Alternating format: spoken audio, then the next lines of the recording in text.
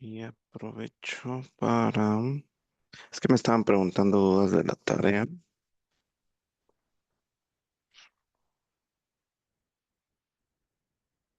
que no les cuadraban,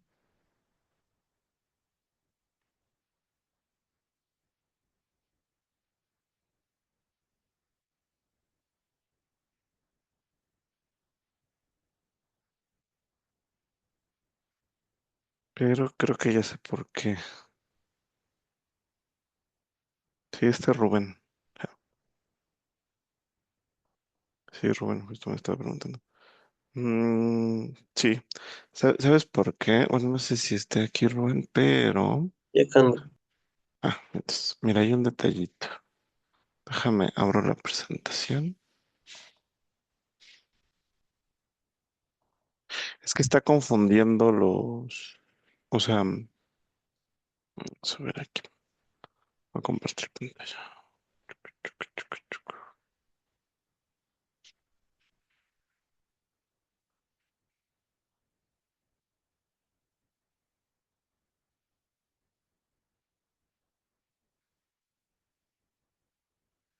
Ahí está. Entonces, este no era, era el otro.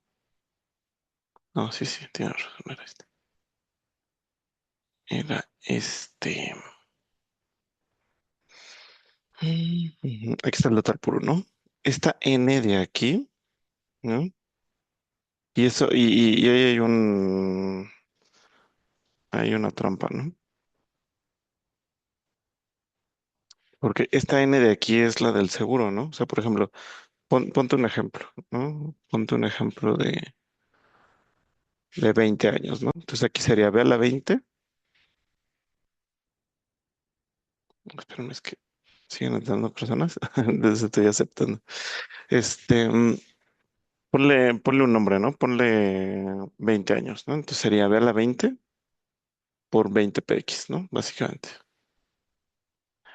Pero nosotros la función que teníamos ya programada, nosotros la función que ya teníamos programada era básicamente esta, ¿no? O sea, el for que va desde 0 hasta n-1. Te digo, ponle nombres, ¿no? Vamos a ponerle n igual a 20, ¿no? Entonces, el for que nosotros teníamos programado dentro de Visual iba desde 0 hasta 20-1, ¿no? Entonces, el for va desde 0 hasta 19, ¿va? Y por otro lado, tú no tienes que, o sea, si lo metes al for, si usas el mismo for que nosotros usamos en la clase para tu total puro, no vas a llegar a 20, vas a llegar a 19. Pero tú querías 20, ¿no? O sea, hay una pequeña trampa, ¿no?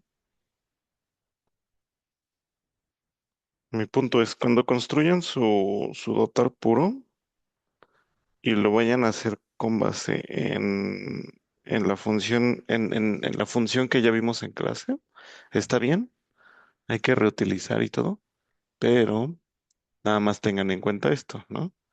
Que el for que nosotros definimos en clase, el for va desde 0 hasta 19, ¿no? En el ejemplo de n igual a 20, pero la fórmula del total puro no llega a 19, este sí llega a 20. ¿Listo? Entonces hay que corregir eso, ¿no? O sea, el for tiene que ir ahora sí tiene que ir de 1 a 20, ¿no? Solo para el total puro. Para los demás sí está bien que vaya de 0 a n-1, pero para el total puro sí tiene que ir de 1 a n. Bueno, chequen eso, nada más quédense con ese tip, ¿no? Si van a usar la función, recuerden que el for que nosotros programamos en clase la sesión pasada va desde 0 hasta n-1, ¿no? Sin embargo, el total puro no llega hasta n-1, llega hasta n. Entonces, el for ya no va a ir de 0 a n-1, tiene que ir de 1 a n, ¿no? Es una, Eso es algo que hay que tomar en consideración. Va que va. Esa es de la tarea que me están preguntando y listo. Va. La siguiente sesión que nos toca creo que el viernes, este, quieren ver quieren ver la paquetería que les había comentado de R, que se llama Live Contingencies. ¿Les interesaría ver eso o ya no seguimos con el temario? Como ustedes me digan.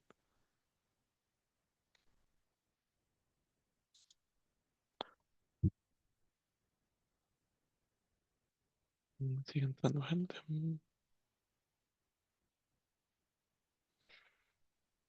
Sí, va. Entonces, ok, va. Es una practiquita súper sencilla, pero está divertida. Entonces instalen Live Contingencies, por favor. Y bueno, estoy asumiendo que ya saben R, ¿eh? Pero no se preocupen, es muy sencilla la práctica, así que no pasa nada. Para la siguiente sesión, va, listo. Bueno, quiero aprovechar justo para hablar de, de reservas. Bueno, estábamos hablando de reservas ayer, ¿no? Entonces quiero aprovechar justo para ya empezar a hablar de solvencia uno. Es un pequeño, igual, una recapitulación muy, muy, muy pequeña, ¿no? Pero bueno, entonces, bueno, todo el tema de reservas entra dentro del tema de solvencia, ¿no? Porque al final, como les había dicho, las reservas es el componente que la compañía tiene que calcular o tiene que provisionar, ¿no? Para asegurarse de que tenga, eh, es el nivel de obligación. Las reservas es el nivel de obligación. ¿Cuánto tiene que tener provisionada la compañía de seguros para poder hacer frente a sus obligaciones futuras?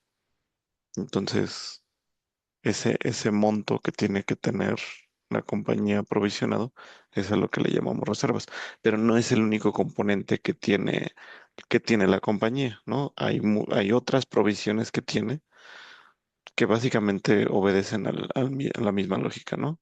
La compañía de seguros no tiene que tener esos recursos suficientes. De hecho, los bancos también tienen reservas. No, no sé si, bueno, casi no lo vemos en la facultad, pero los bancos también tienen reservas. Y los bancos básicamente es porque, a ver, déjenme checar algo de lo que les dije. Ajá, va. Sí.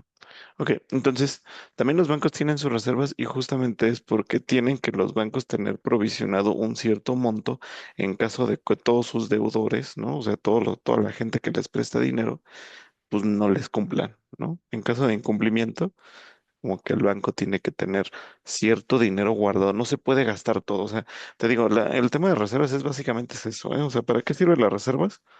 Pues para que la compañía no se gaste el dinero, ¿no? El exceso de prima que tiene, ¿no?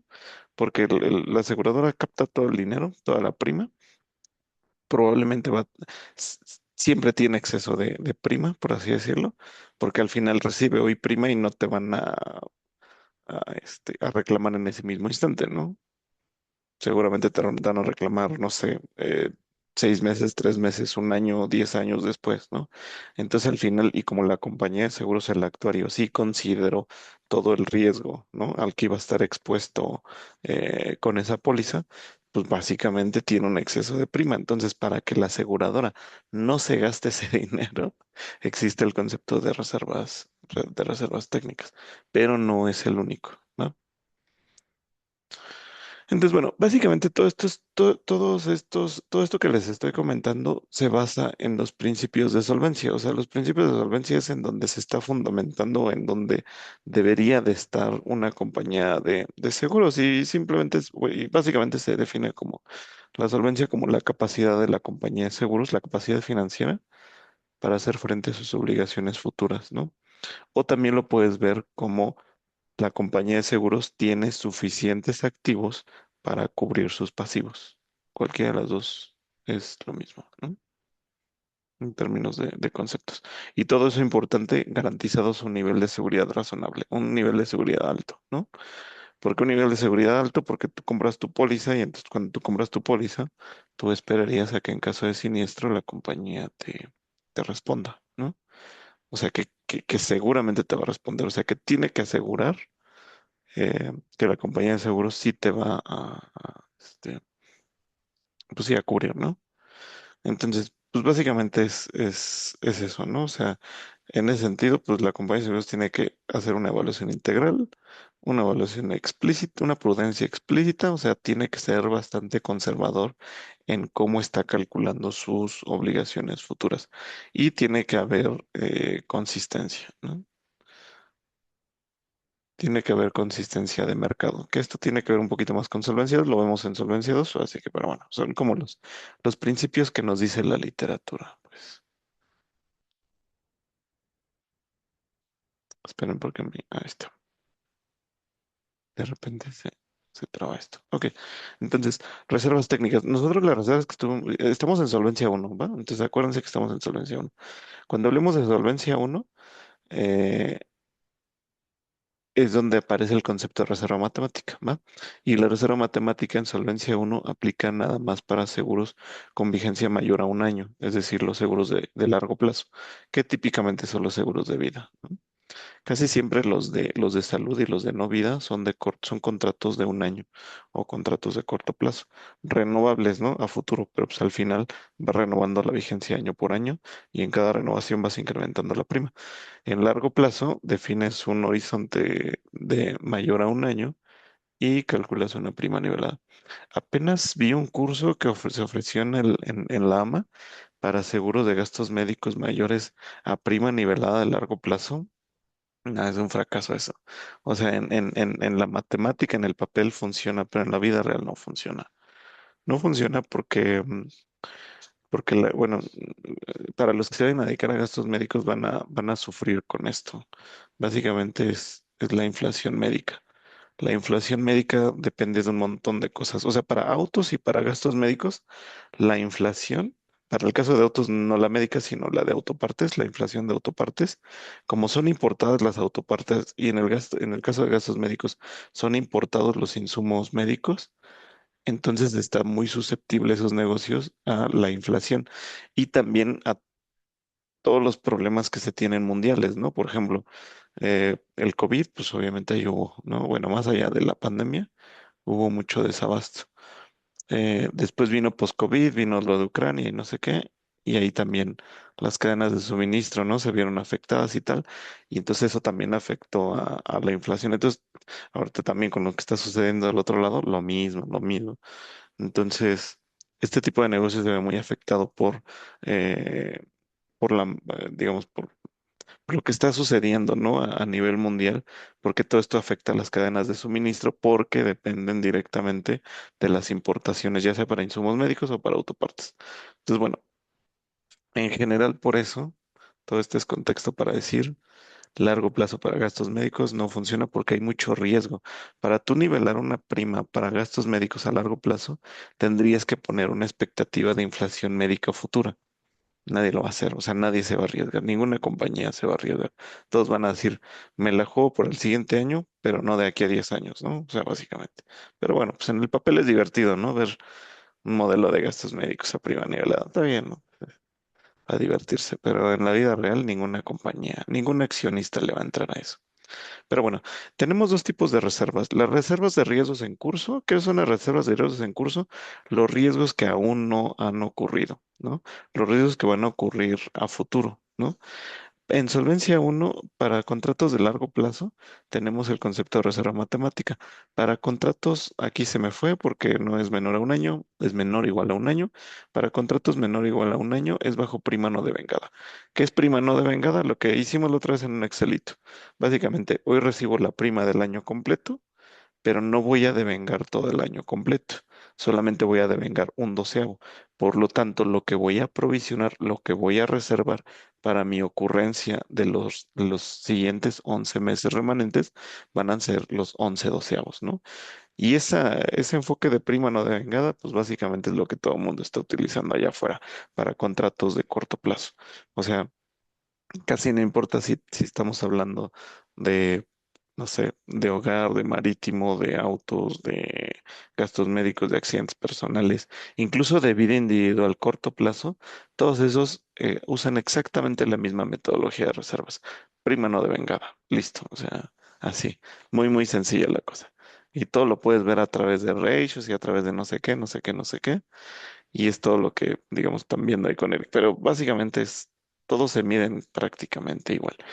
Para largo plazo no, largo plazo es otra cosa completamente distinta y por eso desde la literatura actuarial o desde la regulación, tú vas a ver diferenciado siempre el criterio entre largo plazo y corto plazo, ¿no? Y típicamente largo plazo, bueno, y también las multianuales, pero en general la diferenciación va a ser más por largo plazo, vida a largo plazo prima nivelada, corto plazo y podrías tener también multianuales, ¿no?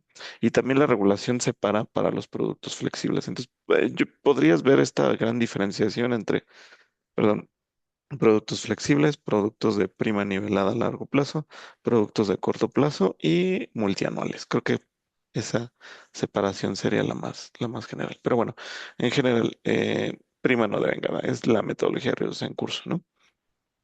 Pero no solamente son las mismas reservas, también tenemos obligaciones pendientes. ¿Qué son obligaciones pendientes? Puedo tener siniestros IBNR. ¿Qué son siniestros IBNR? Eh, o también le llaman reservas honor, ocurridos y no reportados, ¿no? También lo pueden conocer así como SONOR en español e IBNR en inglés. Incurred but not reported, ¿no? Esos son los siniestros que ya ocurrieron pero que todavía la aseguradora no tiene conocimiento de ellos. Sin embargo, ya me van a reportar, ¿no? Ahora, ¿cómo sabe la aseguradora que no le han reportado siniestros si no se los han reportado? Pues porque eso es la experiencia, ¿no? O sea, la experiencia dice que cuando te llega un siniestro, no sé, por ejemplo, hoy, no ocurrió hoy, ocurrió hace un mes, 2 meses, 3 meses, 4 meses, no sé qué, ¿no? Entonces, por eso se tiene que crear una provisión adicional, una reserva adicional para los siniestros que, si bien todavía no me lo reportan, ya ocurrieron en el pasado, ¿no? Es básicamente eso. Y los siniestros catastróficos, ¿no? Los siniestros catastróficos, todo esto de siniestros catastróficos o riesgos catastróficos básicamente es corto plazo, ¿no? Entonces, aquí, ¿qué sería catastrófico? Terremotos, huracán, hidrometeorológicos. Son contratos de corto plazo también, sin embargo, la naturaleza de estos riesgos es, digamos, diferente, ¿no? Porque estos riesgos son de baja frecuencia, muy, muy baja frecuencia, pero cuando ocurren tienen una alta severidad, ¿no? Entonces, estos tipos de riesgos tienen eh, una reserva adicional, pero obedece la misma lógica. Hoy tienes tú la prima hoy, ¿no? Para calcular el riesgo y tal y no sé qué. Y el actuario seguramente le agregó algo por el riesgo, por el tema catastrófico, ¿no? Le metió una prima extra, o sea, está cobrando más de prima. Entonces lo que te dice el regulador es, no, espérate, no te gastes ese exceso, provisiónala y provisiónala más allá del contrato. O sea, ese es más o menos, te digo, la naturaleza de la reserva es básicamente eso, ¿no? Si fuera por el accionista, si fuera por el capitalista, ¿no? Le dan la prima y se lo gasta en ese momento, ¿no? Ahí es donde tiene que entrar el regulador y le tiene que decir al accionista o a la compañía de seguros, hey, hay una regulación, tú no te puedes gastar todo el dinero, tienes que provisionarlo en un concepto que le vamos a llamar reservas, ¿no? Pero básicamente es eso, ¿no? O sea, si fuera, te digo, por el accionista se gasta todo el dinero desde que lo recibe, ¿no? Pero bueno, nosotros estamos hablando de seguros de vida de largo plazo y básicamente esta es la gráfica que siempre les he hecho, ¿no? El exceso de prima que yo estoy cobrando por un tema de nivelación de prima, porque lo que yo estoy haciendo es que le estoy cobrando un chirrín más al asegurado, de tal manera que cuando el riesgo ya sea mayor a lo que yo estoy cobrando, pues qué bueno que yo cobre más al inicio porque este exceso más intereses me va a ayudar a cubrir el déficit futuro, ¿no? Básicamente esa es la naturaleza de la nivelación de la prima y todo se hace a través del principio de equivalencia. Lo que yo voy a recibir a través de la prima nivelada y la anualidad va a ser igual a el riesgo que yo voy a estar asumiendo, ¿no? Y ya, simplemente despejo y ahí es donde obtengo la fórmula de costo seguro dividido entre la anualidad, ¿no? Aquí les dejé un pequeño resumen de lo que vimos ayer en la sesión pasada, pero un poco más compacto y con la anotación que a mí más me gusta, que básicamente es esto, ¿no? Este solvente, recuerden, este es solvencia uno, reserva de riesgos en curso. Entonces, como estamos en solvencia uno, reserva de riesgos en curso para contratos de largo plazo, entonces estamos hablando de reserva matemática, ¿va? Entonces tenemos tres metodologías, básicamente, el prospectivo, en donde ya lo veíamos la sesión pasada, ¿no? Obligaciones menos la prima que me está dando el asegurado, porque estoy yo trayendo a valor presente todo el déficit futuro, ¿no? Porque estoy en un enfoque prospectivo. Si estoy en un enfoque retrospectivo, voy a calcular el área bajo la curva, ¿no? Esta área. Enfoque retrospectivo, calculo esta área. Enfoque prospectivo, calculo esta área, ¿no? A valor presente, ¿no? Entonces, por eso es que aquí y aquí, ay, aquí tuvo un error. Mira, este es T, pero en realidad es K, ¿no? Porque aquí te mueves K años y aquí también te mueves K años. Pero bueno, hay que, eh, sí, me equivoqué aquí, porque mira, aquí sí tienes la T y aquí sí tienes la T y aquí tienes la T, ¿no? Entonces, si yo quiero calcular el área bajo la curva de manera retrospectiva, tomo todo lo que me ha pagado el cliente, que es prima nivelada, ¿no? Pero ojo, este es valor presente, ¿no? Y nada más lo voy a hacer durante T años y esto se lo resto a el costo que realmente me ha costado, valga la redundancia, el riesgo, que es el área de abajo, ¿no? Es la curvita de abajo, que eso lo calculo con el costo del seguro, pero temporal T años porque nada más estoy evaluando o nada más estoy calculando esta área hasta el momento T, ¿no? Y ya, pero como esto es valor presente, pues básicamente lo tengo que traer a valor futuro y el valor futuro lo hago con uno entre el total puro, ¿no? Entonces, con ese uno entre el total puro, básicamente lo que estoy haciendo es llevando a valor futuro, ¿no? Tanto el valor del dinero como la sobrevivencia, ¿no? Porque este es un valor presente actuarial. Y justo puedes demostrar, les voy a subir la demostración, no la he encontrado, la voy a buscar un poquito más, pero sí hay una demostración en donde el enfoque prospectivo y retrospectivo son iguales, pero aquí a mí lo que me interesa que ustedes se queden es esto. Sí, solo sí, la experiencia pasada y futura siguen la misma distribución de mortalidad y no solamente la experiencia en el cálculo, o sea, la mortalidad en el cálculo de las reservas, sino también la misma tabla de mortalidad que yo utilicé para la prima, ¿no? Es decir, lo que yo tarifiqué va a ser mi experiencia que yo voy a utilizar para reservar durante toda la vida de la póliza. Ese es un supuesto fuerte, ¿no? Que teníamos en solvencia 2. Por eso entra solvencia, perdón, que teníamos en solvencia uno. Por eso entra solvencia 2. Solvencia 2 entra como para resarcir todos esos temas que desde la literatura o desde los estándares, desde el Bowers, pues, ¿no? Desde el Bowers ya estaban. Traíamos ese tema desde el Bowers. Como ese tipo de cosas, ¿no? O sea, como yo algo que tarifiqué hace 20 años, voy a asumir que hoy, después de que pasaron un montón de cosas, avances médicos, no sé, pandemias, no sé, em, la, eh, es que no sé cómo decirlo, como la forma en cómo nos alimentamos, ¿no? O sea, no sé si han visto esos videos, ¿no? De que entrevistan a personas de los años 90 y dicen, ¿cuántos años tienes, no? Y se ve una persona que hoy diría, pues, se ve como de 40, no, ni de 40, ¿eh? Se ve unos 45 y dice, no, tengo 30, ¿no? No sé si han visto esos videos, no sé, justo, o sea, ¿por qué se ha dado? ¿Quién sabe? Puede ser por los conservadores, ¿no? Que comemos, no sé, pueden ser por muchas cosas. El punto es, o sea, algo que tú tarificaste con ciertos niveles de mortalidad hace 30 años sería muy irreal asumir que la mortalidad se sigue comportando exactamente igual, ¿no? Otro ejemplo, ¿no? Te digo, no más ejemplos y puntuales. Los autos en los años 90, ¿no? O sea, no tenían, ¿no? Ni la misma estructura, ni los mismos estándares de seguridad, ni bolsas de aire, ni creo que ni cinturón de seguridad, ¿no? Tenían los autos viejitos. O si tenían, nadie se los ponía, porque también la cultura era diferente. Entonces, en caso de choques de autos, pues obviamente eran más, o sea, cobraban más vidas, pues, ¿no? Eso es a lo que me refiero. O sea, en general, pues como que la cultura, todo es totalmente distinto. Entonces es muy aventurado decir que la mortalidad se sigue comportando igual. Es muy de libro, pues es lo que quiero decir. Entra Solvencia 2 y Solvencia 2 dice, ¿sabes qué? Olvídalo. Lo que tú cobraste, cobraste lo que tú cobraste, tú tienes que provisionar con tu best estimate al día de hoy, ¿no? Eso es lo que dice Solvencia 2 y es contrastante contra Solvencia uno, porque Solvencia uno te dice, es lo mismo que tú cobraste y es lo mismo que tú tuviste hace 30 años y es lo mismo que tú vas a tener de aquí a 50 años en adelante, ¿no?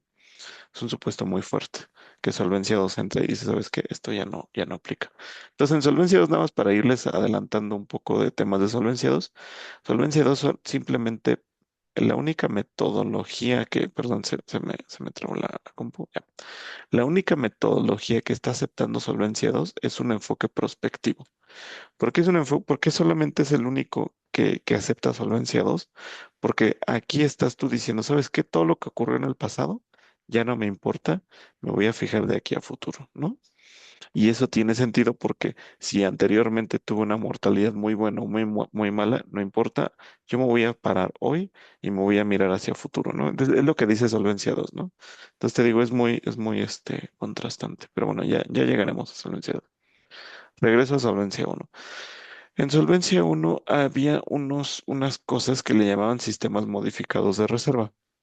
Esos no les quiero hacer el cuento demasiado largo, si quieren les pongo un paper, pero bueno, básicamente sería más cultural, porque en realidad, pues obviamente actualmente en México ya ninguna compañía de seguros sigue ese sistema porque pues este es Solvencia uno y ya regulatoriamente hablando ya tenemos que estar en Solvencia 2, pero bueno, si quieren se los puedo subir el paper. Pero bueno, básicamente lo que decías, los sistemas modificados era lo que viene en esta grafiquita.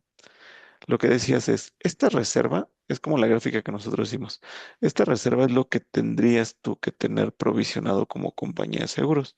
Sin embargo, la regulación te decía, oye, mira, le puedes pedir prestada a la reserva un poquito para compensar las pérdidas que tú vas a tener en el primer año, porque para contratos de largo plazo hay una pérdida significativa en los primeros años, porque básicamente pagamos más comisión de lo que nosotros cobramos, porque la comisión que nosotros cobramos es una comisión nivelada, porque estamos cobrando una prima nivelada. Sin embargo, la comisión que yo le estoy dando a la gente es decreciente. Primero le doy 50%, después 20, después 30, después ta, ta, ta, ta, ta. Es un esquema decreciente. Sin embargo, yo recupero vía prima una comisión, sí, pero la cobro nivelada. Por lo tanto, hay una pérdida en ese exceso de comisión que le estoy pagando a la gente y que no estoy recuperando vía prima, ¿no? Porque yo recupero nivelado, sin embargo, pago decreciente, ¿no? Entonces, ese desbalanceo entre lo que yo pago y lo que yo cobro me una pérdida técnica, ¿no? Desde el diseño del producto. Entonces, la pérdida técnica en Solvencia uno nos permitían o les permitían a las compañías de seguros pedirle prestada a la reserva, la compañía le pedía prestada, o sea, reservaba menos, pues, reservaba menos para compensar ese déficit, ¿no? Del, digamos, inicial y después regresando a la compañía de seguros poco a poco hasta que se lo regresaba completamente, ¿no? Digo, eran metodologías que de alguna manera el regulador se inventó. Y digo, hay metodologías, ¿no? Está la metodología, está CIMAX, que básicamente es esto que les cuento, pero básicamente era como un mecanismo del regulador como para ayudar un poco a las compañías de seguros para decirles, yo sé que para los contratos de largo plazo tú vas a tener una pérdida técnica, ok, pues yo te echo la mano.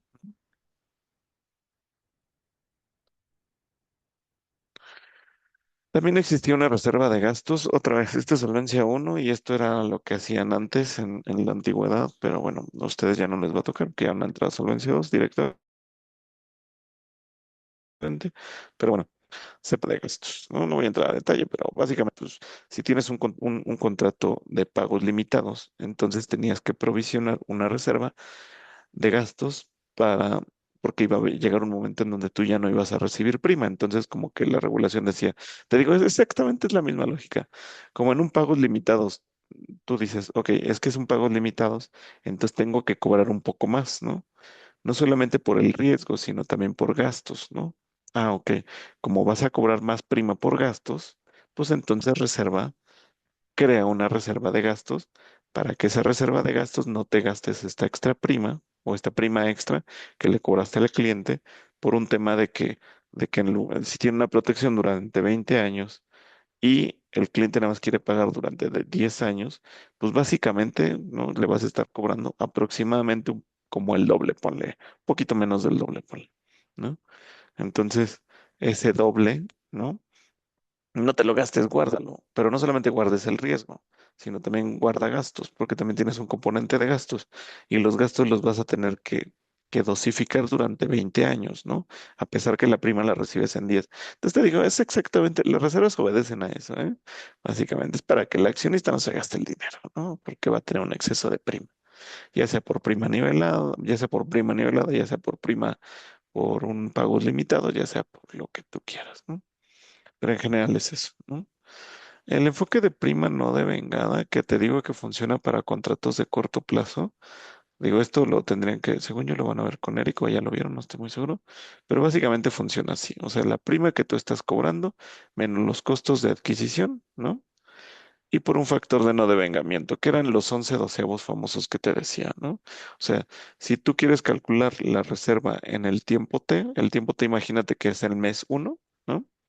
Y esta T grandote es la temporalidad del contrato. Imagínate que la temporalidad del contrato sean 12 meses, ¿no? Entonces voy a calcular la reserva al cierre del mes uno. Ok, al cierre del mes uno, ¿cuánto me falta por devengar? ¿O cuánto es lo no devengado? 11 doceavos, ¿no? Ah, bueno, entonces 12 menos uno entre 12 me dan los 11 doceavos. Y eso lo multiplico por la prima que cobré menos costos de adquisición.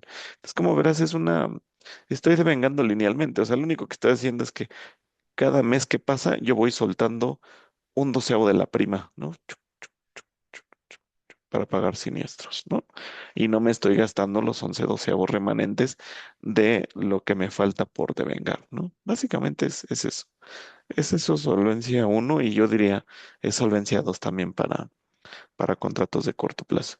Cuando entra solvencia 2, el tema no fue corto plazo. O sea, las compañías de corto plazo, como por ejemplo Qualitas o no sé,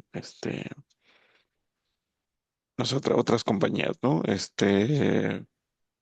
Em, por ejemplo, yo ya estaba en la compañía donde estoy ahorita, regresé, o sea, yo estaba aquí hace 10 años antes, ¿no? Casi casi ni le importó Solvencia 2, porque casi todos sus contratos eran corto plazo, entonces casi no hubo ningún impacto financiero, ni tampoco hubo un gran cambio de metodología. Pero también me tocó vivir lo de Solvencia 2 en Seguros Monterrey y también me tocó en Allianz. Pobres, estaban todos vueltos locos, ¿no? Porque su volumetría estaba más concentrada en largo plazo. Y la diferenciación, ¿no? Entre Solvencia uno y Solvencia 2 fue a largo plazo, fue debido a largo plazo. Pues bueno, ese es nada más brevario cultural para decir, aquí en China, contratos de corto plazo van a encontrar factor de no devengamiento, prima no devengada, ratios, combined ratio, loss ratio, commission ratio, expense ratio, y ya, listo. Con eso ya sabes todo. Con eso ya sabes. Me acuerdo que en mis tiempos, este, cuando estuve aquí mi primera, bueno, la vez pasada, entró Solvencia 2, pero poquitito antes de que entrara Solvencia 2, me cambiaron de jefe. O sea, mi jefe renunció. Pues casi yo entré y a los 3 meses más o menos renunció. Bueno, no es cierto, la corrieron, no, no renunció, ¿no? Entonces, bueno, dije, está bien, ¿no? Pues yo sé hacer mi trabajo, no pasa nada, ¿no? Y me ponen a mi nuevo jefe, ¿no? ¿Y qué crees? Que mi nuevo jefe, o sea, era el Chief Factory, ¿no? Tenía que ser, el jefe tenía, o sea, el puesto, pues, que tenía que ocupar mi jefe era el de Chief Factory. Pues, ¿qué crees? Que el Chief Factory pusieron un ingeniero. Un ingeniero. ¿Por qué pasó eso? Bueno, y después yo un día le pregunté, le dije, oye, tú o sea, ¿cómo aprendiste, pues, no? Seguros, ¿no? Porque, pues, es ingeniero, ¿no? Digo, ya tenía mucho tiempo, ¿no? Trabajando, pero me dijo, no, es que él es ingeniero informático. Entonces, él hacía los sistemas para alguna otra compañía. Entonces, haciendo los sistemas aprendió, ¿no? Aprendió el negocio. Y entonces, pues como que entendió el negocio, le giraba, o sea, sí, sí es inteligente y todo, ¿no? Este, pero digamos que lo hacen financiero, porque le giró bien, o sea, entendió el negocio y tal, y todo, entendió los fierros, pero creció en una compañía de seguros o digamos que en un ramo pues de corto plazo. Entonces entendía todo corto plazo perfectamente, lo que te digo, factor de no devengamiento, combined ratio, loss ratio, expanded, todo eso muy sencillo, ¿no? Y listo. Y le funcionó incluso para hacer Chief Factory, pero le toca la transición con Solvencia 2. Entonces ve Solvencia 2 y le echa una mirada a Solvencia 2 largo plazo. Pobre, o sea, estaba espantadísimo. Yo cuando le hablaba de largo plazo, o sea, parece que le estaba hablando en chino, ¿no?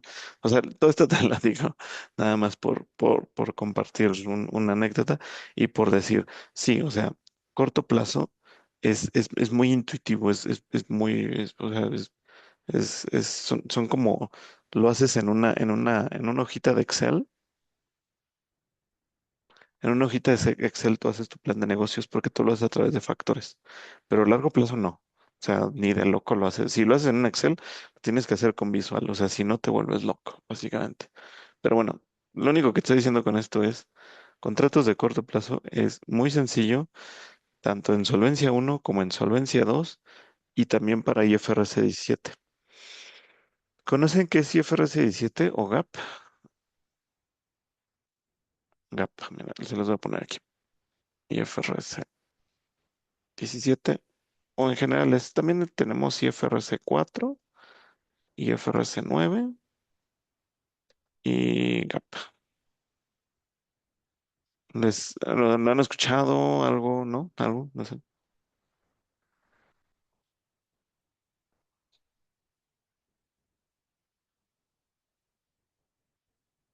¿No? No,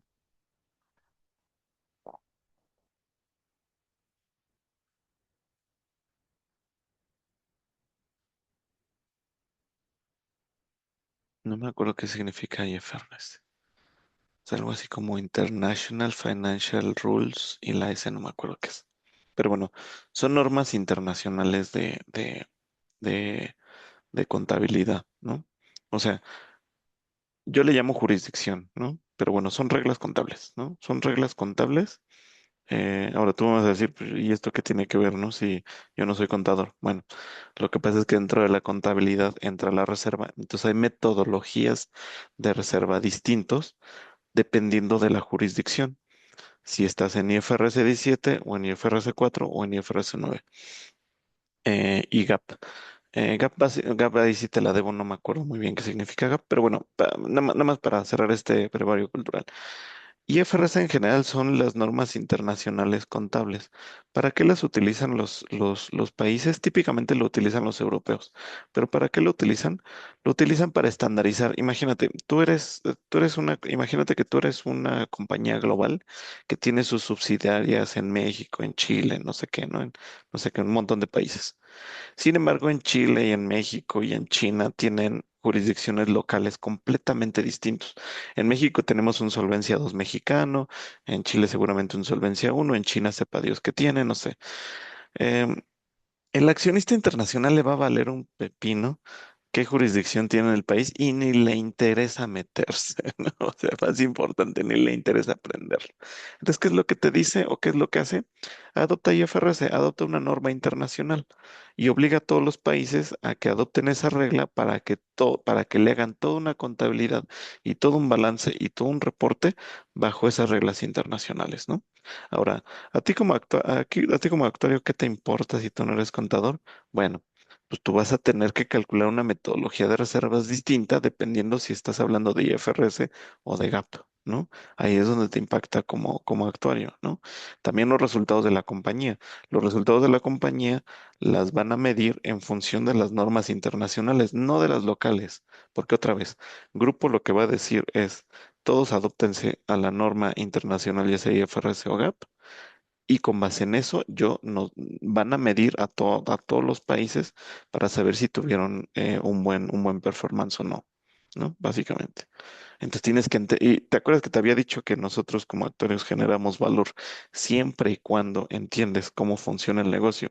Y una forma bueno, si entiendes cómo está generando dinero el negocio. Y también te dije que la forma, ¿no? Y Shark Tank nos decía, ¿no? Que nos decía que que era básico entender la contabilidad. Era básico entender la contabilidad a un nivel más bien de entender cómo estaba generando dinero la compañía de seguros. Entonces, por eso sí es relevante. No es relevante para cargar y abonar, porque nosotros no vamos a cargar y abonar, pero sí vamos a ver un balance, un estado de resultados, un balance contable, y sí tenemos que entender por qué está ese balance así. Y en la medida que nosotros entendamos por qué ese balance está estructurado así, es en la medida en donde yo como actuario podría implementar o mejorar mis metodologías para potencializar esos resultados. Y eso te va a llevar a crecer muchísimo. Es básicamente el parteaguas en donde tienes a los actuarios del libro, ¿no? Que dicen, no, la metodología es así, se tiene que hacer así porque el Bauer dice que se hace así. Todos esos se quedan relegados allá, ¿no? Son necesarios, sí, se quedan relegados perfecto, o sea, muy bien, sigue ahí en tu mundo actuarial, pero ahí es donde los actuarios trascienden y dicen, bueno, ok, ya me voy a convertir en alguien que digamos, más acercado al negocio, ¿no? Bueno, entonces contexto. El punto, lo que te quería decir es, em, IFRS IFRS 17 es como la nueva versión de las reglas contables donde ya están mezclando conceptos de solvencia 2 dentro de la contabilidad, ¿no? Dentro del estado de resultados. Es una combinación de IFRS con solvencia 2. Eso es IFRS 17 para contratos de seguros. IFRS 9 es básicamente lo mismo, pero para productos de inversión típicamente les pega más a la banca. Entonces, por eso vas a ver, no sé si has llegado a ver, pero si te interesa el sector bancario, hay posiciones en donde te piden que sepas IFRS 9 porque seguramente es un banco que tiene casa matriz en Europa o en algún país extranjero y seguramente los miden bajo IFRS 9 que es para bancos. IFRS 4 es como el IFRS Solvencia 1. Ya nadie debería estar utilizando IFRS 4. Hubo una transición, hay una transición ahora mismo entre IFRS 4 e IFRS 17, ¿no? Y están sufriendo exactamente igual las compañías como sufrieron cuando transicionaron de Solvencia 1 a Solvencia 2 en la jurisdicción local mexicana. Están sufriendo exactamente igual. Pero bueno, todo esto te lo digo porque si te metes, ¿no? Y te interesa esto y tal, y le echas una investigada y demás, seguramente vas a tener un valor agregado en comparación a algún otro actuario, ¿no? Que recién egresado que vayan a posicionarse, vayan a pelearse, digamos, o a competir para una vacante, si es que piden IFRS 17, ¿no? Digo, te lo estoy diciendo, te digo, como tip. Y GAP es como la versión IFRS, pero para los gringos. Los gringos, por alguna razón, alguna vez no me acuerdo quién me dijo, los gringos siempre como que dicen, a ver, yo voy a usar mis propias reglas, ¿no? Y se inventan sus cosas y nada más los usan ellos. Bueno, pues GAP es como la versión IFRS, pero para los gringos, ¿no?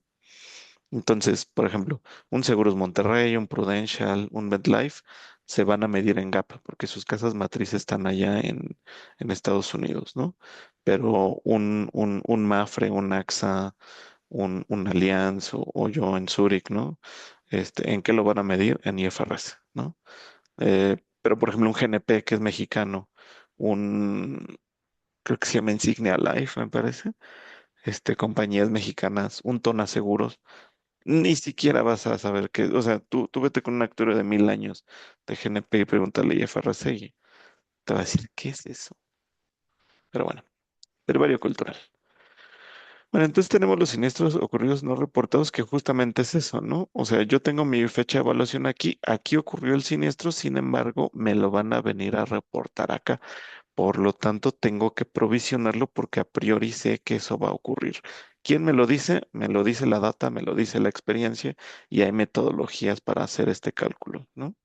Que básicamente son metodologías de triángulos, ¿no? Bueno, ahorita vemos uno si quieren y si les interesa tengo alguna práctica en R por ahí de algún triangulito, ¿no? Ahora, me voy a saltar a este de acá, ¿no? Las reservas, no, ya no ahondé en eso, ¿no? Pero las reservas en general están hechas bajo un enfoque de valor esperado. O sea, dentro de la reserva nosotros estamos calculando cuál es el valor esperado. ¿no? O sea, esa T diagonal Q de X en donde usamos la tabla Q y la Q es una, eh, digamos, es un suavizamiento medio de mi experiencia de mortalidad histórica y tal y no sé qué.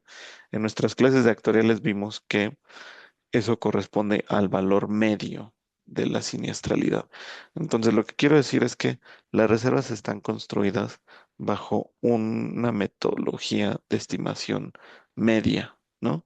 Sin embargo, entonces en este gráfico justo estamos viendo esto, ¿no? Que las reservas justamente te cubren en promedio, ¿no? Esa es la distribución de pérdidas. Estos son todos los posibles escenarios de pérdidas que podría tener una compañía de seguros, ¿no? Si la siniestralidad se comporta con respecto a la media, pues no me debo de preocupar porque en teoría todo esto está cubierto por las reservas, ¿no? Sin embargo, podría ocurrir que la siniestralidad no se comporte con respecto a la media, sino me ocurra algo atípico, ¿no? Algo, alguna desviación sobre la media. Ok, lo que pide el regulador para provisionar en caso de que ocurra esto, le llaman capital, ¿no? En Solvencia uno, ahora sí me regreso. En Solvencia uno le llaman requerimiento bruto de solvencia, ¿no? Entonces, en Solvencia uno toda esa, digamos, posible desviación que yo podría tener, ¿no? O sea, si yo tuviera aquí mi distribución de pérdidas, si yo tuviera aquí mi distribución de pérdidas, ¿no? Así, puedo tener pérdidas negativas también.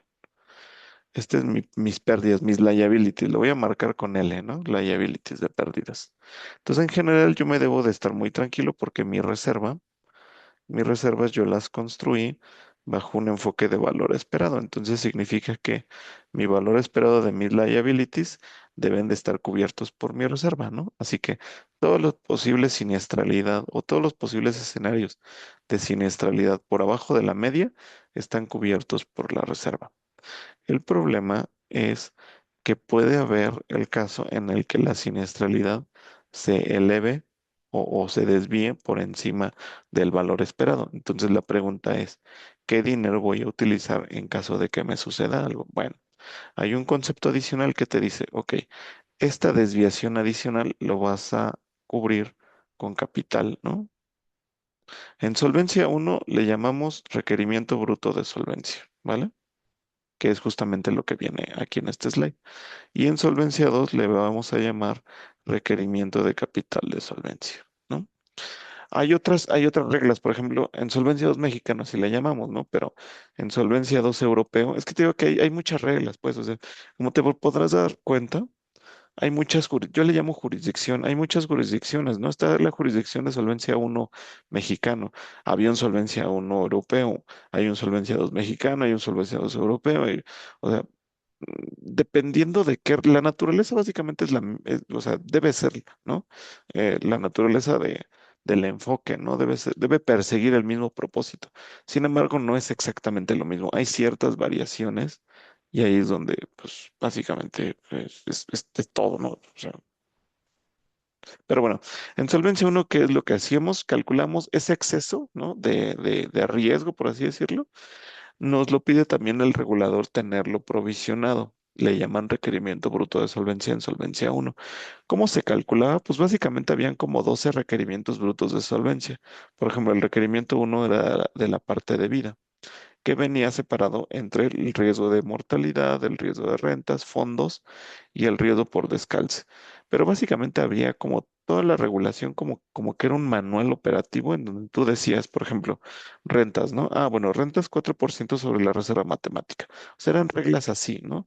De, bueno, pues aquí calcula la suma de las sumas aseguradas menos las reservas entre 12, ¿no? O sea, como un promedio de cuánto exceso tienes de riesgo por encima de lo que te está cubriendo la reserva y luego eso lo calculabas por ramo o por, digamos, entre bien individual, entre grupo colectivo y entre beneficios adicionales y los multiplicabas por un cierto factor, ¿no? O sea, eran como reglitas así muy deterministas, muy fijas, pues, que básicamente de técnico no tenía nada. O sea, quienes calculaban estas cosas en las compañías de seguros, pues eran contadores, economistas que estaban ahí en el back office o cosas así. O sea, realmente no eran actuarios especializados en calcular el riesgo, porque básicamente aquí lo que tú quieres, lo que te dibujé, ¿no? Tienes la distribución de pérdidas, la reserva te cubre el valor esperado, pero ¿qué pasa con el exceso, ¿no? Y es donde tú me dirías, ah, bueno, pues ahí puedes utilizar teoría de, no sé, de valores extremos, hay que usar el VAR, el Tailwind Bar, porque también hay que considerar la distribución de la cola. O sea, tú me podrías decir todo eso, pero no, en la realidad, como ocurría en Solvencia uno eran factorcitos, o sea, cosas muy, muy sencillas.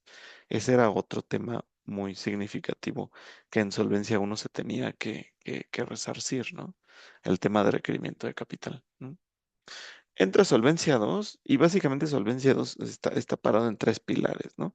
El pilar uno que es el tema cuantitativo y ahí es donde te digo que justamente entra el requerimiento de capital de solvencia, que es este exceso, pero ahora sí calculado de una forma técnicamente bien, ya no con factorcitos y que el contador lo puede, nada, algo bien, ¿no? O sea, eh, usando medidas de riesgo, medidas coherentes de riesgo, no sé, o sea, como que algo más ad hoc al riesgo que estás cuantificando, ¿no? Básicamente es eso. Reservas técnicas bajo una evaluación económica. ¿Qué es evaluación económica? Lo vamos a platicar cuando entremos a Solvencia 2. El pilar 2 básicamente lo que te dice es, ok, en el pilar uno vas a tener toda la metodología cuantitativa de cálculo. Ok, está bien. Entonces, en el pilar 2 es cómo te vas a autosupervisar, ¿no? O sea, todo el proceso de gobierno corporativo y demás que tienen que seguir las compañías de seguros para ser su autorrevisor. ¿Por qué su autorrevisor en Solvencia uno la misma compañía sobre sí misma? Porque como estas metodologías ya son muy complejas, ya cada compañía podría tener, digamos, su metodología propia. O sea, en Solvencia 2 ya nos permiten a las compañías de seguros tener nuestras metodologías propias. Entonces, imagínate, pobre regulador, ¿cómo le va a revisar la metodología propia a 100 compañías teniendo todo y cada compañía de seguros es un universo distinto, ¿no? ¿Qué es lo que hace, qué es lo que dice Solvencia 2? Es esa carga operativa de supervisión, no se la voy a cargar al regulador, se la voy a cargar a un ente que vive dentro de la compañía de seguros y que tiene como función la autosupervisión, ¿no? Esa es básicamente la idea. Y pilar 3, disciplina del mercado. Básicamente lo que dice es, las compañías de seguros una vez que tengan todos estos resultados del pilar uno y pilar 2 los tienen que transparentar al sector, ¿no? Porque en teoría tú cuando vas a comprar un seguro, en teoría tú tienes, eh, dice la literatura que el cliente va a ir a revisar los estados financieros de la compañía de seguros y su solvencia y tal antes de comprarle una póliza a la aseguradora. Obviamente eso no pasa y menos en mi querida Latinoamérica, pero esto posibilita mucho a toda la información que está disponibilizada, ¿no? En los portales ya ven que les pasé un portal donde vienen los informes de solvencia y tal. Es por eso, o sea, regulatoriamente hablando, las compañías tienen que disponibilizar sus informaciones financieras y tal. Lo vemos si quieren cuando entremos a Solvencia 2, nos entramos a una liguita y vemos los estados resultados de una compañía y más o menos los platicamos y tal. Algunas historias saldrán y para que lo vean. Pero bueno, el punto es ese, ¿eh? Ya los dejo que se vayan a su siguiente clase, pero bueno, básicamente el pilar 3 es lo que nos da esa accesibilidad a información que no es tan conocida en el sector. Pero bueno, listo, pues seguimos el viernes. Instalen su paquetería esta de Life Contingencies y el viernes tiramos más código. Me quedo. Buen día. Gracias. Gracias, profe. Hasta luego. Gracias, hasta Gracias. Chao. luego.